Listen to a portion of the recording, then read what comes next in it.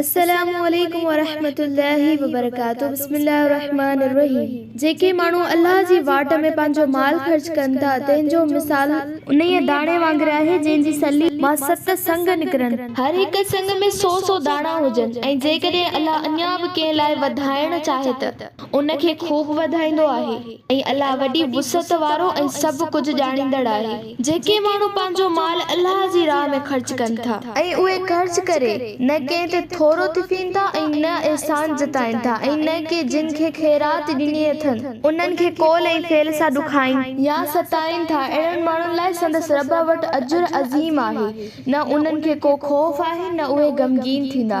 ऐं यादि रखो त मिठो ॻाल्हाइण ऐं माफ़ करणु या दरगुज़र करणु उन सदके ख़ैरात खां भलो आहे। जंहिंजे पुठियां इज़ा हुजे यानी कंहिंखे ख़ैरात ॾिए पोइ उन शख़्स ते थोरो ई एहसान सम्झे खेसि परेशान कयो वञे या इज़ायो वञे। ऐं हीअ ॻाल्हि न विसारजो त अल्लाह ॾाढो बेनियाज़ बेपरवाह ऐं निहायती बुर्दबार आहे। ए ईमान वारो, पंहिंजे सदकनि ऐं ख़ैरातनि खे एहसान जताइण ऐं सताइण सां उन्हनि माण्हुनि वांगुरु न चट करियो जेको पंहिंजे माल खे माण्हुनि जे ॾेखाव लाइ ख़र्च करे थो ऐं अल्लाह ऐं आख़िरत ते यकीन नथो रखे। उन्हीअ माण्हूअ जो मिसाल लसे पथर वांगुरु आहे जंहिं ते कुझु मिटी पियल हुजे ऐं उन में बिज पोखिजे ऐं उन ते ज़ोरदार मींहुं वसे ऐं मिटी छंडे साफ़ करे छॾे, यानी मिटीअ बिज समेत वही हली वञे उन ते का बि शइ आबाद न थी सघे।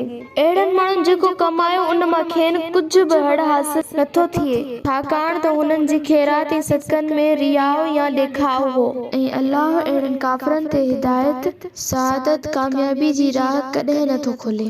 ऐं उन जे उबतड़ जेके माण्हू पंहिंजे माल खे अल्लाह जी रज़ामंदी हासिल करण ऐं पंहिंजे साबित कदम रहण या पंहिंजनि दिलनि में पके यकीन पैदा करण लाइ ख़र्च कंदा आहिनि, तिन जो मिसाल मथां ई ज़मीन ते हिकु बाग़ वांगुरु आहे ऐं उन ते वॾो फिड़ो मींहुं वसे ऐं उहो बाग़ पंहिंजे फर बीड़ू पैदा करे। पर जेकॾहिं उन ते ज़ोरदार मींहुं न बि पवे त हल्की बूंद बि उन लाइ काफ़ी आहे। ऐं यादि रखो त जेके कुझु बि कयो था अल्लाह उनखे खूब ॾिसंदड़ आहे ऐं उहो ई नेक नियतीअ ऐं इख़लास जो अजूरो ॾियण वारो आहे।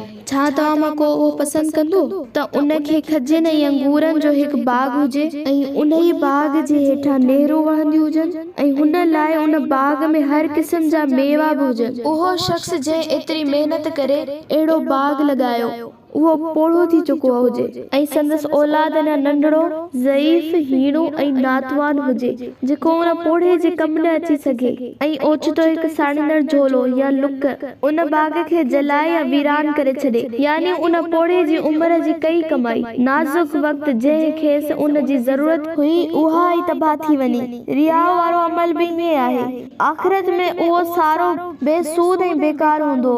अहिड़ी तरह अल्लाह अव्हां खे पंहिंजो आयतूं खोले खोले ॿुधाए थो त मन ऐं गौर ऐं फ़िक्र कयो।